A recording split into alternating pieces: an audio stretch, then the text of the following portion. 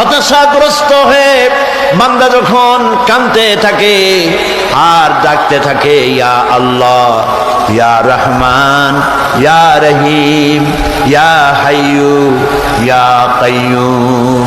একটুখানি তাহাজ্জুদে ওঠেন, গভীর রাত্রে ঘরের সবাই যখন ঘুমানো, আপনি তখন উঠুন, উজু করে একাকী রুমের ভিতরে ঢুকে তাহাজ্জুদের নামাজ আদায় করে চোখ বন্ধ করে যদি ডাকতে থাকেন মধুর সুরে, ইয়া আল্লাহু, ইয়া রহমানু, ইয়া রহিমু, ইয়া হাইয়ু, ইয়া কাইয়ুম।